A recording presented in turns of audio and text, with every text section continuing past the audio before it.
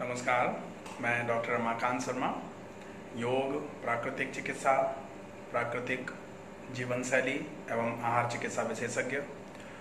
आज का विषय है किस तरीके से लोग जब बहुत ज़्यादा कमज़ोर हो जाते हैं, उनको शारीरिक कमजोरी के साथ साथ मानसिक कमजोरियां आने लगती हैं।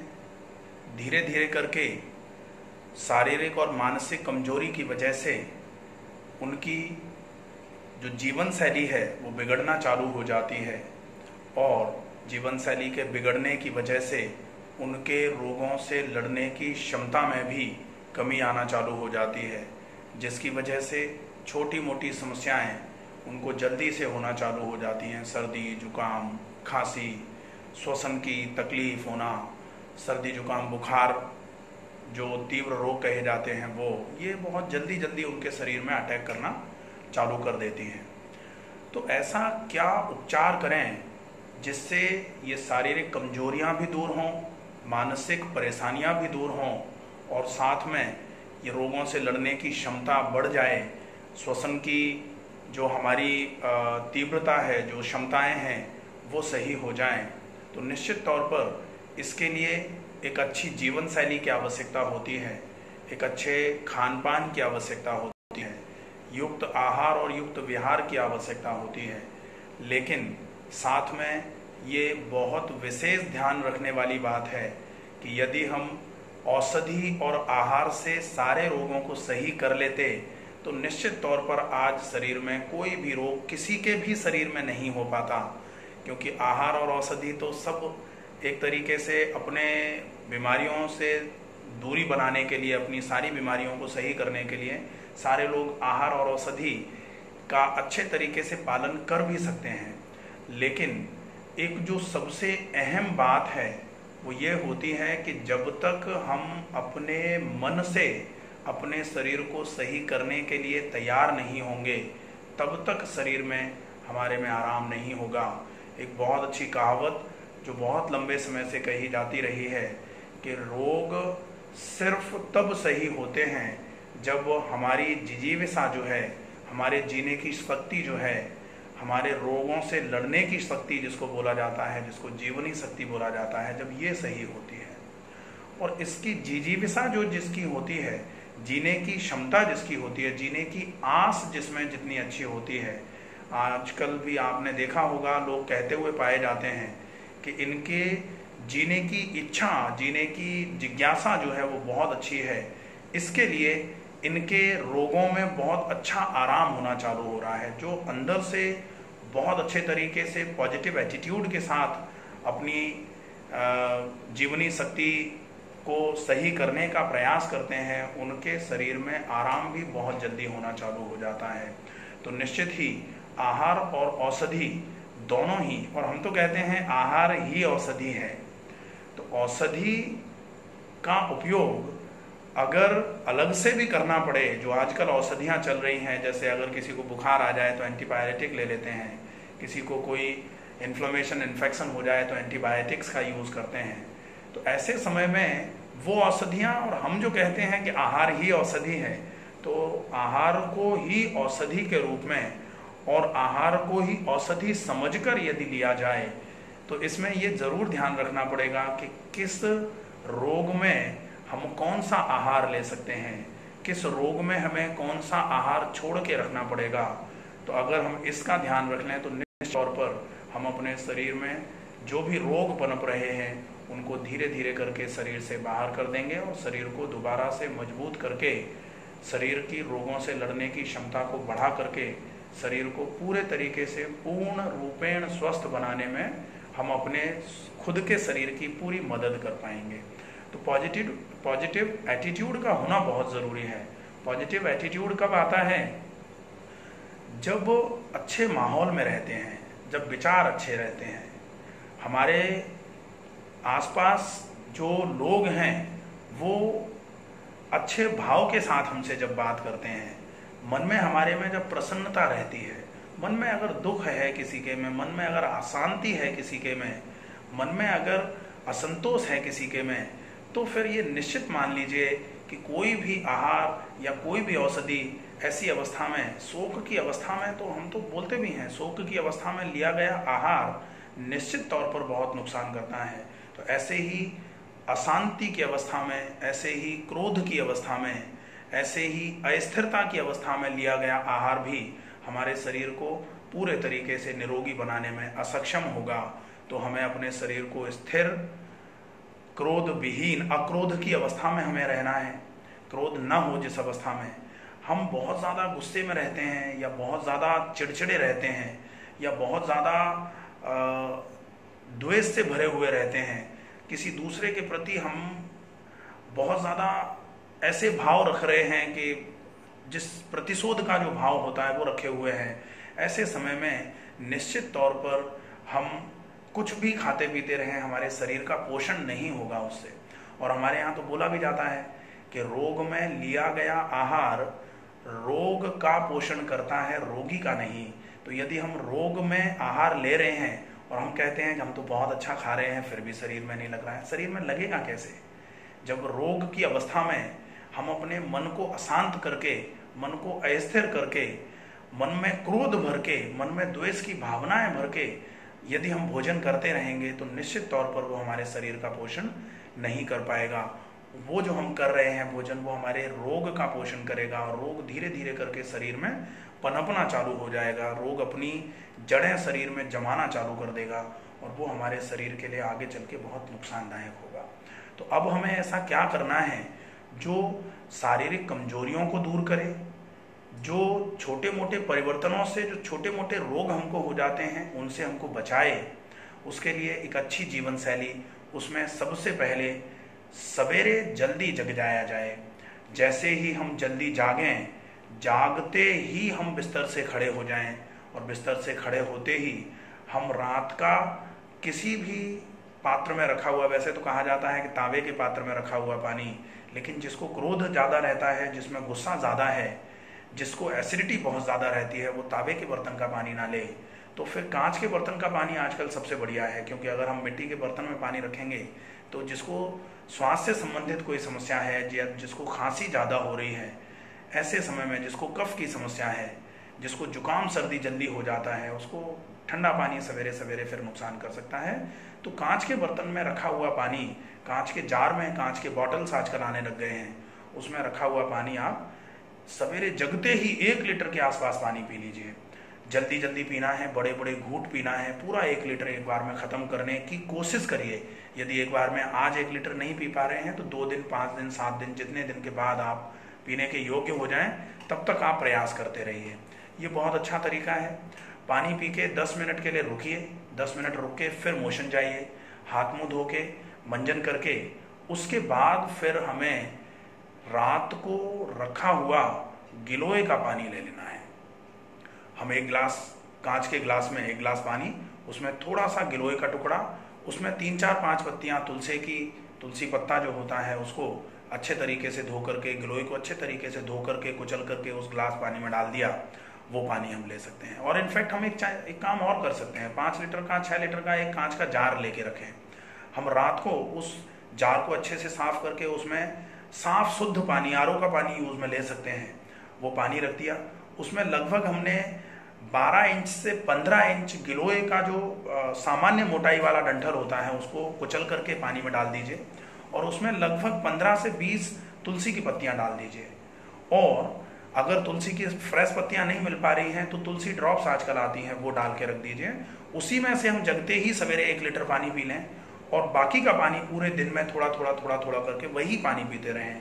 क्योंकि सामान्य तौर पर जो आज बताया जा रहा है कि गर्म पानी का उपयोग करें, तो जिनको शरीर में पहले से ज़्यादा गर्मी है, जिनको पित्त की प्रकृति जिनके शरीर में ज़्यादा है, या फिर जिनको आवेश की, जिनको द्वेष की, जिनको क्रोध की समस्याएं ज़्यादा हैं, वो यदि गर्म पानी का उपयोग करेंगे तो निश्चित तौर पर धीरे धीरे करके उनके शरीर में गर्म पानी का प्रभाव उनके शरीर को पनपने से रोकना चालू कर देगा, उनका वजन सामान्य से भी नीचे गिरना चालू हो जाएगा। ये उनके लिए नुकसान की बात हो सकती है।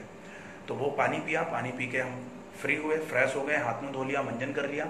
उसके बाद ग्वारपाठा, गिलोय और आंवला, यदि संभव हो जाए तो हम इसका कुछ 20-20 मिलीग्राम जूस तीनों का मिलाकर के 60 मिलीग्राम हो जाता है, और इसमें लगभग 30 से 40 या 50 ml पानी मिला करके टोटल हम इसको 100 ml के आसपास करके इसको अच्छे से चम्मच से मिला करके इसको पी सकते हैं। यदि हम इसको ऐसे नहीं पी पा रहे हैं और यदि हमको शुगर नहीं है, कमजोरी ज़्यादा रहती है और शुगर नहीं है, ऐसी अवस्था में हम सवेरे सवेरे इस पूरे घोल में 1 चम्मच मिश्री का पाउडर भी मिला करके ले सकते हैं। मिश्री से हमको सवेरे सवेरे ऊर्जा मिल जाएगी। और गिलोय, एलोवेरा और आंवला जो है, आंवले में विटामिन सी होती है, एंटी इन्फ्लेमेटरी है। गिलोय सबसे अच्छा नेचुरल इम्यूनिटी एनहेंसर माना जाता है, बहुत अच्छा रहता है। और साथ में एलोवेरा जो है वो हमारे लिए ब्लड प्योरीफायर का काम करता है, आंत्र शुद्धि का काम करवाता है, मल को आंतों में जमने से रोकने का काम करवाता है। और एलोवेरा को तो अपन सब जानते हैं, घृत कुमारी बोलते हैं, बहुत अच्छा फायदा करने वाला, बहुत अच्छा शरीर में से गंदगियां निकलवाने वाला हर्ब है ये प्लांट है। इसका उपयोग हम निश्चित तौर पर कर सकते हैं। तो ये हो जाए। इसके बाद फिर हम कोशिश करें कि अगर संभव हो तो 30-40 मिनट टहल लें। यदि टहलने की शक्ति नहीं है, हम टहलने नहीं जा सकते हैं, या फिर हम कहीं आइसोलेशन में या होम क्वारंटाइन में रहने वाले हैं, ऐसी अवस्था में हम टेरेस पर या फिर बालकनी में खुली हवा में बैठ करके प्राणायाम का अभ्यास कर लें। और प्राणायाम के लिए बहुत अच्छा तरीका होगा, आप सीधे बैठ करके डीप ब्रीदिंग का अभ्यास करें, लंबी और गहरी श्वास भरना, और जितने समय में श्वास को भरा है उससे ज़्यादा समय में छोड़ने का अभ्यास करना। इसको करें, कम से कम इसको 150 से 200 बार करने का अभ्यास करें। यदि आप एक दिन में इतना नहीं कर पा रहे हैं तो पहले 50-60 बार करिए, और रोज का आप 20 बार बढ़ाते जाइए। धीमी गति से श्वास को भरना है और भरी गई सांस को बहुत धीमे धीमे गति से छोड़ना है। लगभग ऐसे मान लीजिए कि आप पहले 1 मिनट में 15 से 20 बार की गति से आप अगर करते हो तो 1 मिनट में 20 बार कर रहे हो तो आपको 3 से 4 मिनट मैक्सिमम, अगर आप 100 बार भी कर रहे हो तो भी 5 मिनट में आपका 100 बार हो जाएगा। और 20 बार से धीरे धीरे करके आप जब और ज़्यादा डीप श्वास को भरना और छोड़ना चालू करते हैं तो आप मान लीजिए 1 मिनट में कुछ 6 बार या 7 बार कर पाते हो, या 8 बार का एवरेज मान के चल लेते हैं। तो लगभग ऐसे मान लीजिए कि आपको 8 बार 1 मिनट में कर पा रहे हो तो 10 मिनट में आप 80 बार के आसपास कर पाओगे। लगभग 12 से 13 मिनट में आप 100 बार कर पाओगे। तो अगर आप 100 बार इस गति से कर लेते हो तो वो आपके लिए सबसे उपयोगी रहेगा। अच्छी मात्रा में शरीर में ऑक्सीजन पहुंचेगा। ऑक्सीजन पहुंचेगा तो ऑक्सीजन शरीर के लिए बहुत अच्छे तरीके से ठंडक पहुंचाने का काम करता है। जैसे जैसे शरीर में ऑक्सीजन और शरीर में शुद्ध हवा की ठंडक पहुंचेगी, शरीर की गर्मियां स्वतः अपने आप निकलना चालू हो जाएंगी। जिन लोगों को ऐसा आभास होता है कि हमारा पूरा शरीर जल रहा है, माथा जल रहा है, हथेलियां तलवे जल रहे हैं, अगर हम नहाते हैं तो पानी डालते हैं तो जब पानी सिर से होते हुए पैरों की तरफ आता है तो ऐसा लगता है जैसे गर्म होके निकल रहा है, इतना शरीर गर्म रहता है। ऐसी अवस्था में यदि हम अच्छी मात्रा में शुद्ध हवा शरीर में ज़्यादा से ज़्यादा मात्रा में पहुंचाएंगे तो उसके एक तो शुद्ध हवा है तो ठंडक पहुंच रही है, दूसरा ऑक्सीजन अच्छी मात्रा में पहुंच रही है शरीर में, ऑक्सीजनेशन जो है वो शरीर का अच्छा होगा। तो एरोबिक रेस्पिरेशन जो होता है, ऑक्सीजन की प्रेजेंस में खाने का पचना जो है वो अच्छे तरीके से होना चालू हो जाएगा। उससे आपके खाने में के पचने की दर भी बहुत अच्छी होगी। खाना यदि पचेगा अच्छे तरीके से तो निश्चित तौर पर आपको बहुत अच्छा लाभ होगा। इसका सबसे बड़ा फायदा ये भी होता है कि ये हमारे मन को शांत करने का काम करता है। और अपन कह रहे हैं कि भोजन या फिर औषधि और बाकी सारी चीजें यदि हम कर रहे हैं और मन में अशांति है तब तक काम नहीं करेगा जब तक मन शांत नहीं होगा। मन को शांत करने में भी ये दीर्घ श्वसन आपका बहुत सहायक होगा। इसलिए दीर्घ श्वसन का अभ्यास दिन में 2 से 3 बार अवश्य करिए।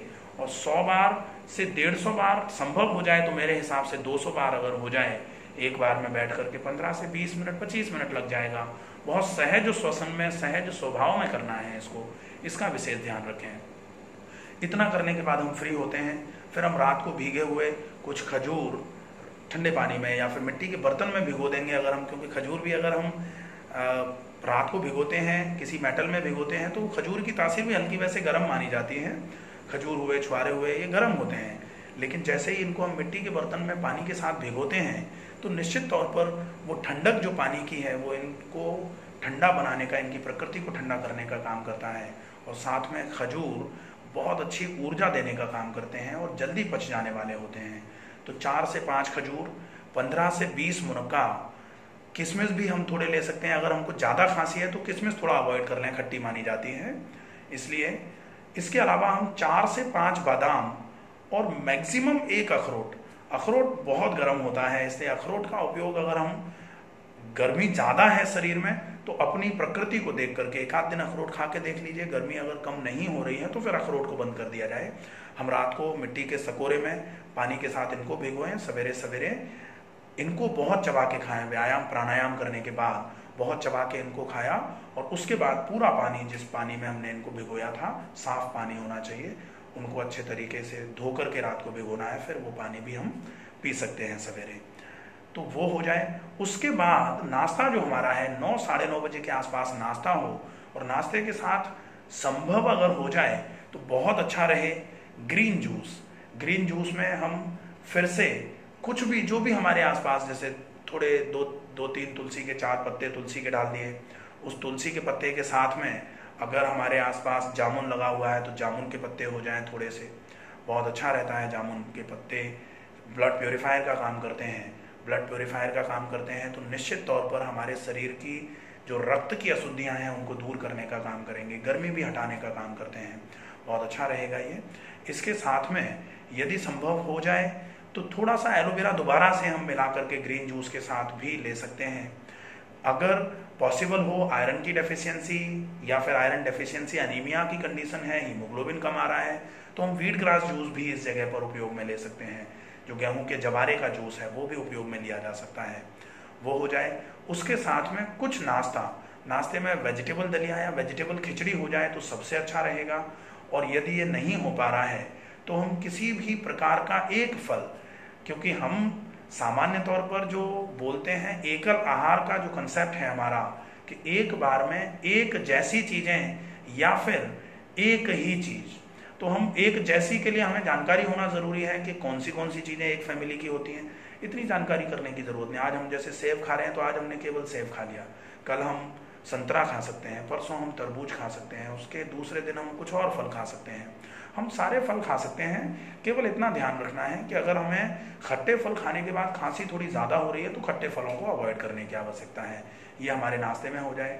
नाश्ते के साथ, नाश्ते के बाद जो है 2 घंटे के बाद, खाने के 1 घंटे के पहले हम सलाद का उपयोग ज़रूर कर सकते हैं। सलाद बहुत अच्छे फाइबर से युक्त होता है, अच्छी मात्रा में रेशा होता है सलाद में।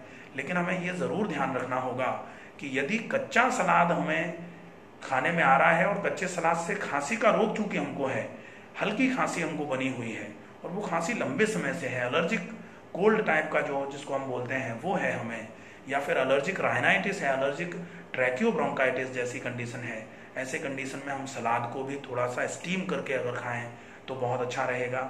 या फिर सलाद को उबाल करके अगर हम खाते हैं तो जिस पानी में हमने उबाला है वो पानी पहले धो करके, सलाद को अच्छे तरीके से धो करके फिर साफ पानी में उबालेंगे और उस पानी को हम ज़रूर उपयोग में ले लेंगे। क्योंकि अगर हमने सलाद उबाल करके पानी जिस पानी में उबाला था वो फेंक देंगे और फिर हम खाएंगे तो बहुत सारे पोषक तत्व पानी में निकल जाते हैं, इसका विशेष ध्यान रखना होगा।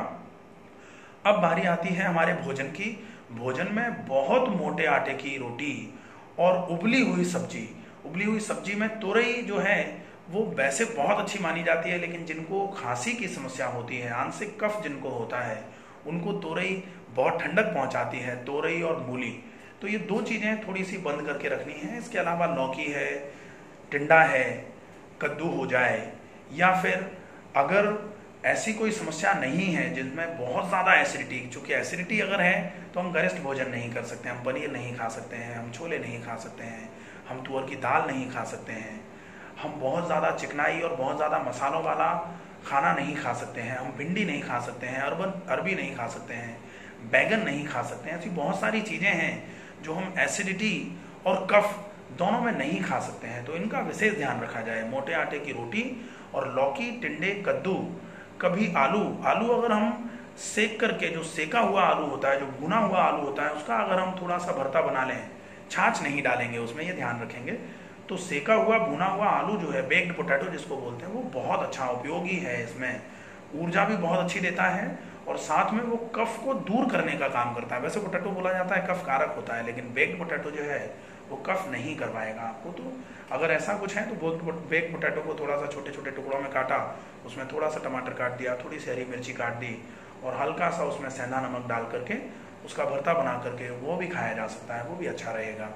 इसके अलावा हम छाछ का, दही का उपयोग नहीं करें, इसका विशेष ध्यान रखें। दही में वैसे प्रोबायोटिक्स माने जाते हैं, लेकिन जिनको कफ की समस्या है वो दही का उपयोग नहीं कर सकते हैं, ये थोड़ा विशेष ध्यान रखा जाए।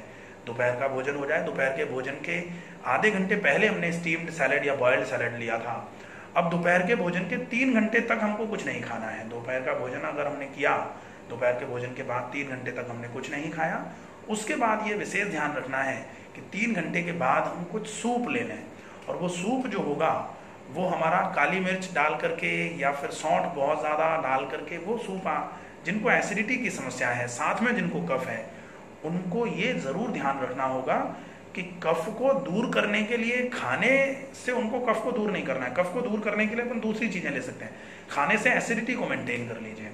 तो अगर हम कोई चीज़ ऐसी खा रहे हैं जो एसिडिटी करेगी तुरंत, तो फिर नुकसान करेगी वो। इसलिए एसिटोजेनिक जो डाइट है वो हमने खाने में बिल्कुल छोड़ करके एसिडिटी को हम खाने से बैलेंस करने की कोशिश करेंगे। और जो खांसी, जो जुकाम, जो बार बार कफ की प्रकृति हमको घेर लेती है, उसके लिए हम चिकित्सा और फिर व्यायाम, उससे हम कफ को सही कर लेंगे। तो ये विशेष ध्यान रखा जाए। डाइट जो भी बताई जा रही है वो आपके पॉजिटिव प्रमोशन के लिए, आपके पेट को सही रखने के लिए और आपकी एसिडिटी को बैलेंस करने के लिए बताई जा रही है। ये हो जाए, इसके बाद फिर हम ये जो सूप होगा, सूप हम कोई भी वेजिटेबल सूप या मिक्स वेजिटेबल सूप ले सकते हैं। इसमें हम ज़्यादा मसालों का उपयोग नहीं करेंगे। इसके बाद फिर हमारा रात का डिनर का टाइम होता है।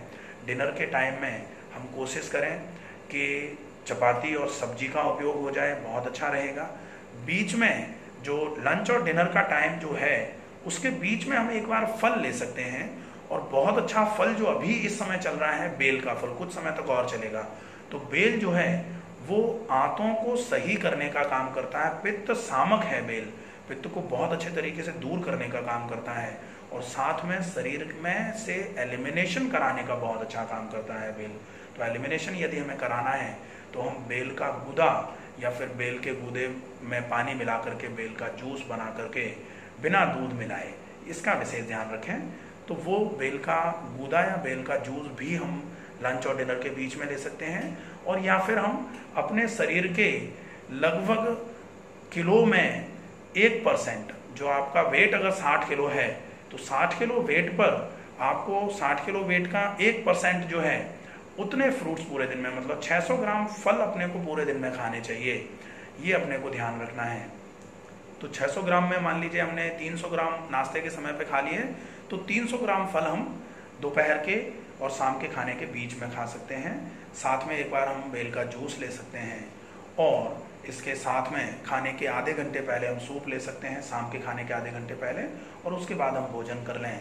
और कोशिश करें भोजन करने के बाद रात को सोने से पहले, अगर हमको बहुत ज़्यादा एसिडिटी नहीं है तो एक जो इम्यूनिटी एनहेंसर काढ़ा जो बताया जा रहा है, जिसको त्रिकटु चूर्ण बोला जाता है, त्रिकटु चूर्ण का जो काढ़ा है जिसमें सौंठ, काली मिर्च और पीपली, वैसे ये बहुत गर्म होती हैं, आपको ये विशेष ध्यान रखना होगा कि एक दिन इसका काढ़ा सौंठ, काली मिर्च और पीपली तीनों को सम मात्रा में 50-50 ग्राम तीनों चीज़ों को लेकर के कूट पीस करके रख लिया और इसमें से लगभग आधा चम्मच, ज़्यादा अगर लगे तो 1/4 चम्मच पाउडर आधा गिलास पानी में डाल के उसको उबाल करके उसको चाय की तरह सिप कर करके, जब वो गुनगुना रह जाए, बहुत गरम गरम नहीं पीना है क्योंकि इन सबकी तासीर भी गर्म है, फिर हमने उबाल भी दिया, वो भी गर्म हो गया, फिर गरम गरम पीना एसिडिटी में निश्चित तौर पर नुकसान करेगा ये। इसलिए ये बिल्कुल गुनगुना रह जाए, आप 1-2 दिन लेके देखें और यदि आपको ऐसा लगता है कि ये फिर भी गर्मी कर रहा है तो फिर आप इसको छोड़ दें। ऐसे समय में फिर आपको रात को सोने से पहले सिर्फ आधा ग्लास हल्का निमाया सा पानी चाय की तरह घूट घूट करके पी करके, उसके बाद गर्म पानी से हल्के से गरारे करके और मंजन करके फिर आपको सो जाना है। यह आपकी दिनचर्या रहेगी। शाम के खाने के पहले जो प्राणायाम आपको करने को सवेरे बताया गया था उसका उपयोग आप शाम को एक बार और कर सकते हैं। ये तो खाने पीने का हो जाएगा। अब आती है बारी प्राकृतिक चिकित्सा की। प्राकृतिक चिकित्सा में ऐसे समय में दो ट्रीटमेंट लिए जा सकते हैं।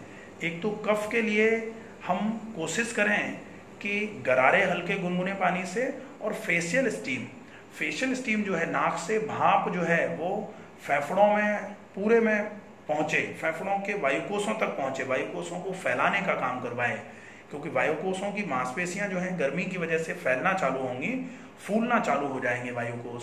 तो जहां वायुकोषों में कमजोरी है वहां आपको विशेष ध्यान रखना चाहिए कि फेशियल स्टीम जरूर करें। फेशियल स्टीम 1.5 से 2 मिनट के लिए, और बिल्कुल धीमी गति से, एकदम से, क्योंकि हम तेज सांस भर देते हैं ना एक बार, तो एकदम से नाक की म्यूकोसल मेम्ब्रेन जलती है, तो हम 10 सेकेंड में छोड़ देते हैं उसको। तो बिल्कुल धीमी गति से भाप निकल रही हो। और फेशियल स्टीम के लिए सबसे अच्छा तरीका है यूकेलिप्टस लीव्स की अगर भाप ले सकते हैं तो बहुत अच्छा फायदा रहेगा। पानी 1 लीटर लिया, उसमें 10 से 15 यूकेलिप्टस लीव्स को ढंग से धो के तोड़ मरोड़ के पानी में डाला, पानी को उबाला, अच्छे तरीके से पानी उबलना चालू हो जाए, जब उसकी भाप बनना चालू हो जाए, पत्ते गल करके पानी के साथ जब भाप बनना चालू हो, तो उस भाप को आप नाक से होते हुए धीमे धीमे बिल्कुल सहज श्वसन में धीरे धीरे करके फेफड़ों को पूरा खोलते हुए, फेफड़ों को पूरा फैलाते हुए, पूरी गर्म हवा को फेफड़ों के अंत वाले हिस्से तक ले जाने की कोशिश करें सहज श्वसन में। फिर आप बाहर तौलिया से मुंह को बाहर निकाल करके मुंह से सांस को छोड़ दीजिए। फिर आप नाक से धीरे धीरे करके सांस भरिए, क्योंकि हम अंदर ही सांस को छोड़ेंगे ना, तो नाक से जैसे ही सांस छोड़ेंगे भाप में सांस गिरेगी और तुरंत ही पूरा एकदम से भाप निकल करके चेहरे पे गिरेगी, तो फिर चेहरा जलेगा, हम छोड़ देते हैं उसको, तो हम पूरे तरीके से भाप ले नहीं पाते हैं। तो भाप लेने का विशेष तरीका जो है कि आप धीमी गति से भाप लीजिए, और भाप जब सांस छोड़ें तो आप दूसरी तरफ मुंह करके आप सांस को आराम से छोड़ दीजिए, फिर धीमी गति से सांस को भरिए और फिर छोड़िए। तो ये आपको लगभग 1.5 से 2 मिनट तक का अभ्यास करना है। इसके बाद में आप सट बिंदु या अणु तेल आयुर्वेद में मिल जाता है, या फिर सरसों का तेल, या फिर गाय का शुद्ध देसी घी, 2-2 ड्रॉप दोनों नासिकाओं में डाल करके, ताकि नासिकाएं आपकी बिल्कुल खुली हुई रहें, अच्छी मात्रा में ऑक्सीजन शरीर तक पहुंचना चालू हो जाए, फेफड़े पूरे फैलना चालू हो जाए, नासिका बंद ना होने की वजह से भी कभी कभी ऑक्सीजन की कमी होती है, तो वो खत्म हो जाए। ये बहुत ज़्यादा जरूरी हिस्सा है, इसका फॉलोअप अपने को ज़रूर करना है। पॉसिबल अगर हो जाए तो रात को सोने से पहले हल्के निमाए से गुनगुने पानी में 10 से 15 मिनट के लिए पैर डाल के, बिल्कुल निमाया सा गुनगुना पानी होना चाहिए, गर्म पानी नहीं होगा, इसका विशेष ध्यान रखें। ये पैर डाल करके 10 से 15 मिनट बैठें, ये बहुत अच्छा स्लीप इंड्यूसर होता है, अच्छी नींद आएगी। साउंड स्लीप अगर आएगी तो शरीर का तनाव जो है, मन का तनाव जो है, वो धीरे धीरे करके निकलना चालू होगा, शरीर स्थिर होना चालू होगा, मन धीरे धीरे करके शांत होना चालू होगा। उससे भी आपके शरीर में जो रोग पनपने की क्षमता बढ़ रही थी वो धीरे धीरे करके कम होना चालू हो जाएगी। तो ये चीज़ें हैं जिनका फॉलोअप ज़रूर करना है। अब विशेष चीज़ें जो हैं, खाने को बहुत चबा के खाना है, दिन भर में ज़्यादा से ज़्यादा पानी पीना है, सवेरे शाम दोनों टाइम सहज श्वसन में धीमी गति से श्वास भरना और बहुत धीमी गति से श्वास को छोड़ना करना है। संभव हो जाए तो बाहर टहलना, लेकिन अगर होम आइसोलेशन में है, होम क्वारंटाइन में है, तो बालकनी में थोड़ा बहुत जितना हम चल सकते हैं उतना चल लें। यदि संभव हो तो थोड़ा बहुत आसन या थोड़ा बहुत लूजनिंग एक्सरसाइजेस या सूर्य नमस्कार वगैरह कुछ कर सकते हैं तो हम कर लें, उसके बाद प्राणायाम का अभ्यास करें। ये सारी चीज़ें हैं, इनका विशेष ध्यान रखना बहुत ज़रूरी है। साथ में मन को बिल्कुल स्थिर बना के रखने की आवश्यकता है। अपने लोगों से बात करें, अपने लोगों के पास बैठें, जो ज़्यादा ज़रूरी है, मन को प्रसन्न, जिनसे बात करने से मन को प्रसन्नता मिलती हो उनसे ज़रूर बात करें, और ऐसा माहौल आसपास में बना के रखें जिससे धीरे धीरे करके आपकी जीने की जिजीविसा जो है, आपके जीने की जो क्षमता है, आपके जीने की जो इच्छा है, वो अच्छी होना चालू हो जाए। तो निश्चित तौर पर आपकी बीमारी बहुत जल्दी शरीर से दूर होना चालू हो जाएगी और आप पूरे तरीके से बहुत जल्दी स्वस्थ होकर के अपने स्वास्थ्य का लाभ शरीर को दे करके उस स्वस्थ शरीर का पूरा आनंद उठा पाएंगे। तो आशा है ये सारी बातें आप ज़रूर फॉलो करेंगे। अगर कहीं कोई समस्या होगी तो आप प्लीज़ कमेंट करके या मैसेज करके मुझे बताएंगे और अपने पूरे स्वास्थ्य का पूरा ध्यान रखेंगे। इसी आशा, इसी जिज्ञासा के साथ तब तक स्वस्थ रहिए, सुरक्षित रहिए। धन्यवाद।